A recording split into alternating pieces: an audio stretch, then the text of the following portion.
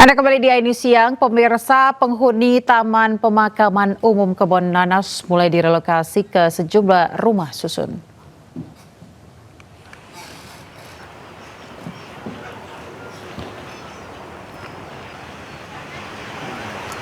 Saat ini pemirsa, 73 kepala keluarga warga di TPU Kebon Nanas, Jatinegara, Jakarta Timur telah pindah ke rumah susun sederhana sewa. Namun 7 kepala keluarga masih menempati rumah mereka di TPU Kebon Nanas. Mereka menanti kunci dari rusun yang dijanjikan pemerintah yang hingga kini masih belum juga diterima.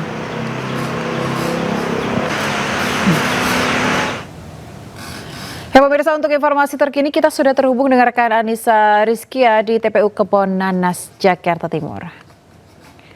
Selamat siang Anissa, apakah warga di TPU Kebon Nanas ini sudah mulai direlokasi dan sudah menerima kunci siang ini?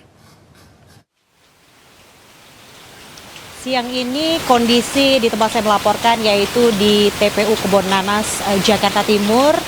Masih nampak sejumlah warga yang menempati, bahkan mereka masih beraktivitas normal begitu di sekitaran kawasan TPU Kebon Nanas. Dan total ada 103 kepala keluarga yang tinggal di sini. Saat ini 73 kepala keluarga sudah bersedia dipindahkan, direlokasi ke sejumlah rusunawa yang ada di wilayah Jakarta. Kemudian sisanya memilih untuk tinggal di kontrakan pribadi. Namun ada juga sejumlah kepala keluarga, total ada 7 kepala keluarga yang masih bertahan. Salah satunya di tempat saya melaporkan saat ini, Ayah dan juga pemirsa, ini merupakan rumah yang masih ditempati oleh satu keluarga yang mana rumah ini tengah disegel oleh pihak Satpol PP Jakarta Utara dan diberikan waktu 3x24 jam untuk segera meninggalkan tempat tinggal yang kini saatnya akan dilakukan pengembalian fungsi lahan TPU Kebon Nanas. Dan hingga kini memang dari 7 kepala keluarga, tadi sempat saya berbincang bersama sejumlah kepala keluarga yang ada di sini, menuturkan bahwa mereka ini setuju untuk direlokasi ke sejumlah tempat yang dijanjikan oleh pemerintah, namun mereka ada yang sebagian memilih untuk berpindah ke kontrakan pribadi, ada juga sebagian yang menunggu kunci rusunawa yang dijanjikan oleh pemerintah. Karenanya memang mereka ini berasal dari sejumlah daerah yang mana sejumlah dokumen ataupun berkas ini masih dilakukan pencabutan terlebih dahulu, kemudian akan diproses menjadi warga Jakarta. Jadi untuk mendapatkan kunci rusunawa ini mereka harus sebagai warga Jakarta. Hingga saat ini prosesnya pun masih berjalan, sudah kurang lebih seminggu, dan kami pun juga masih terus menantikan begitu ya, apakah siang hari ini nantinya akan ada pembagian kunci rusunawa kepada sejumlah warga yang masih bertahan di tempat saya melaporkan saat ini. Dan kami pun juga tadi sempat menuturkan kepada warga yang memilih untuk berpindah ke kontrakan pribadi mereka juga saat ini sedang melakukan proses pemindahan ke sejumlah wilayah begitu yang mereka akan tinggali sesaat lagi. Untuk sementara saya kembalikan kepada Ayah yang ada di studio. Baik, Anissa, terima kasih atas laporan Anda. Selamat bertugas kembali. Pemirsa, Pemprov DKI Jakarta menambah 32 bus sekolah khusus untuk siswa penyandang disabilitas. Armada baru ini akan digunakan di 5 rute dilengkapi fasilitas ramah disabilitas.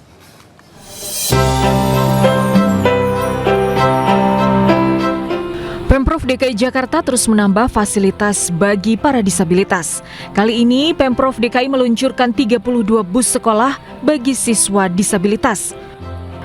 Untuk bus medium tersedia 13 tempat duduk, yaitu 4 area khusus kursi roda dan 9 kursi lipat. Sementara bus mikro memiliki 10 kursi termasuk 1 area kursi roda. Lantai bus dilengkapi jalur berpola sebagai pemandu bagi siswa tunanetra. Juga ada fasilitas hidrolik untuk mengangkat kursi roda. Nantinya 32 bus siswa disabilitas ini akan beroperasi di 5 rute baru yang melewati beberapa sekolah luar biasa di Jakarta. Saya mengharapkan bahwa fasilitas bus yang dipersiapkan oleh pemerintah DKI Jakarta ini mudah-mudahan bisa membantu anak-anak kita untuk meraih cita-citanya sesuai dengan apa yang menjadi cita-cita, harapan dan keinginan masing-masing anak-anak kita. Bus sekolah di DKI Jakarta berjalan sejak 2007 dengan total 230 armada dan melayani sekitar 41.000 siswa SD, SMP hingga SMA. Bus sekolah beroperasi pukul 4.30 hingga 19 malam setiap hari. Dari Jakarta, Tim Liputan iNews melaporkan. Pemirsa, Syifa, wanita asal Tangerang, Banten, viral di media sosial karena bergabung menjadi tentara di Amerika Serikat. Dalam video di media sosial, Syifa diantar keluarganya ke bandara untuk berangkat ke Amerika. Video wanita asal Tangerang, Banten bernama Syifa yang tengah diantar keluarganya di bandara viral di media sosial. Dengan berpakaian loreng khas tentara Amerika, perempuan berhijab ini berpelukan dengan sang ibu sebelum pergi untuk bergabung dengan Army National Guard atau Satuan Garda Nasional Amerika Serikat.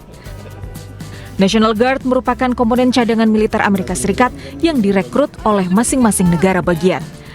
Menurut Safitri sang ibu, Syifa tengah menjalani proses training sebagai militer Amerika Serikat pada bulan ini. Meski bergabung dengan tentara Amerika, Syifa tidak akan ikut berperang tapi bekerja di bagian office. Meski berstatus WNI, Syifa bisa mendaftar karena ia dan keluarganya adalah pemegang green card atau permanent resident yang telah memiliki izin tinggal tetap di Maryland, Amerika Serikat. Dari beberapa sumber, rata-rata gaji tahunan anggota Garda Nasional Amerika mencapai $35.000 Amerika atau sekitar 607 juta rupiah. Kita ke informasi lain, pemirsa, seorang kepala dusun di Lampung Selatan mendadak viral karena wajahnya mirip dengan Presiden Prabowo. Foto dan video kepala dusun ini viral usai diunggah mahasiswa KKN di media sosial.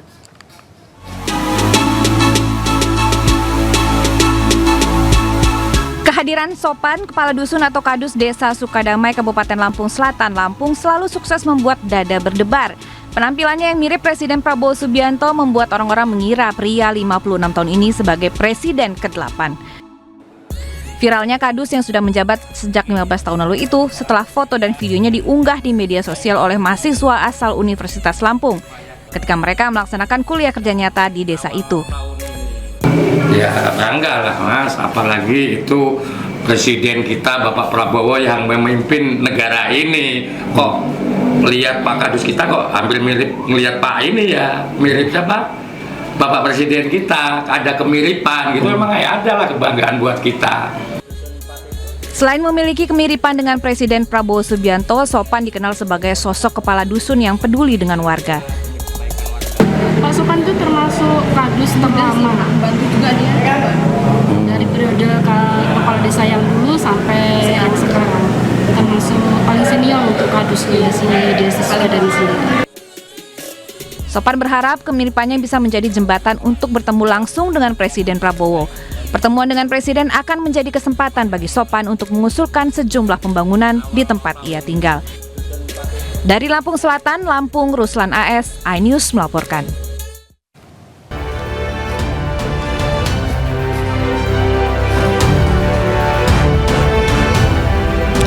Anda masih di iNews yang bersama saya Aya Nufus. Pemirsa, kita ke informasi mancanegara. Sebanyak 100 kendaraan terlibat tabrakan beruntun di negara bagian Michigan, Amerika Serikat akibat hujan salju lebat. Sejumlah truk dan beberapa kendaraan saling bertabrakan secara beruntun. Banyak kendaraan sampai keluar dari jalanan setelah berkali-kali tergelincir. Puluhan truk saling bertumpuk dan menghalangi ruas jalan raya antar negara bagian yang biasanya ramai dilintasi berbagai kendaraan. Kepolisian negara bagian Michigan menyebut korban banyak yang mengalami luka akibat peristiwa ini.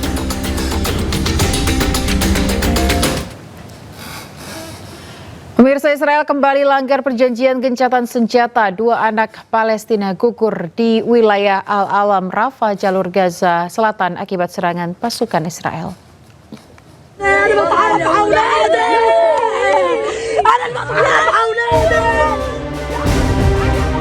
Pelanggaran perjanjian gencatan senjata oleh pasukan pendudukan Israel di jalur Gaza terus berlanjut.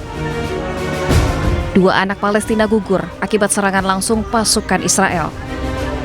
Media lokal menyebut seorang anak laki-laki berusia 15 tahun ditembak oleh pasukan pendudukan di wilayah Al-Alam, Rafah, jalur Gaza Selatan.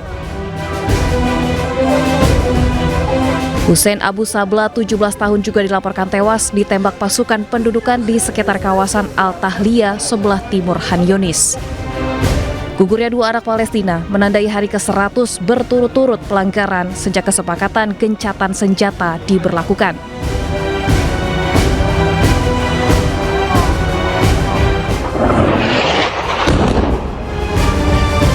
Serangan udara, tembakan artileri, dan penembakan langsung ke kawasan permukiman kembali menebar ketakutan di tengah warga sipil yang belum pulih dari trauma perang berkepanjangan.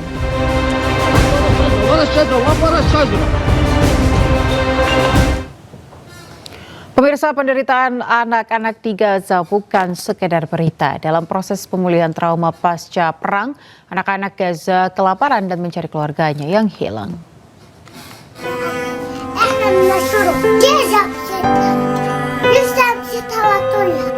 Penderitaan anak-anak di Gaza bukan sekedar berita. Dalam proses pemulihan trauma pasca peperangan, mereka masih kelaparan. Tak banyak yang diminta, seorang anak bahkan hanya ingin sesuatu untuk bisa diminum.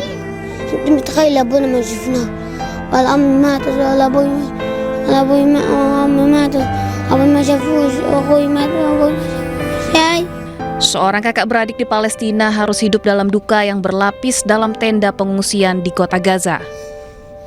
Ibu dan kakaknya telah meninggal dunia dalam kubangan air akibat badai dan banjir di kamp pengungsian. Sementara sang ayah terjebak di Mesir, tak bisa kembali akibat blokade Israel. Di tengah duka, anak-anak Palestina mencoba bertahan. Mereka mengambil sisa reruntuhan rumah dan mengubahnya menjadi taman bermain, menghilangkan duka akibat serangan Israel yang memporak-porandakan rumahnya.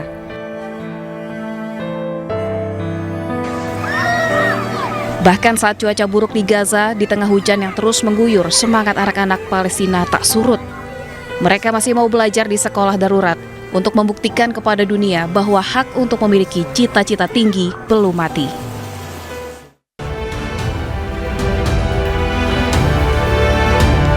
Pemirsa, tunggal putra bulu tangkis Indonesia Anthony Ginting lolos ke babak utama Indonesia Master 2026. Ginting menang mudah atas tunggal Thailand Kantavong Wangcharoen dalam waktu 37 menit.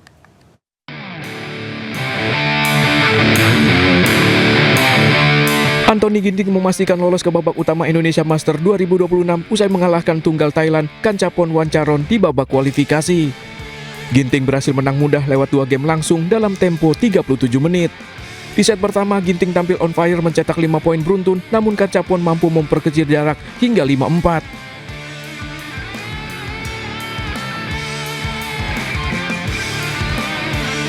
Dominasi Ginting pun berlanjut menutup interval pertama dengan 11-6.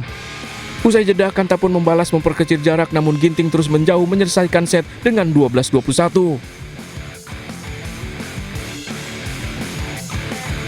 Memasuki set kedua, Kantavong unggul lebih dulu, namun Ginting membalas hingga menutup interval kedua dengan 11-4.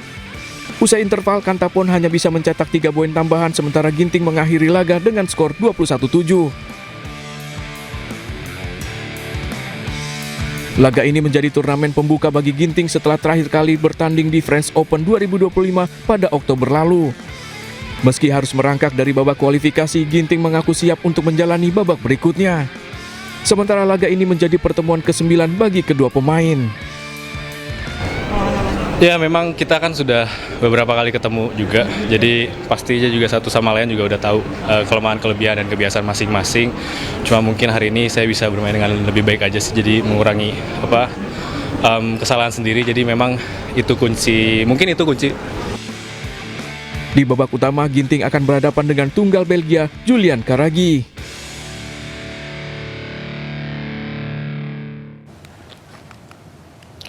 Laga bulu tangkis Indonesia Masters kembali hadir pemirsa. Laga disiarkan setiap hari hingga 25 Januari mulai pukul 7.45 waktu Indonesia Barat live hanya di RCTI.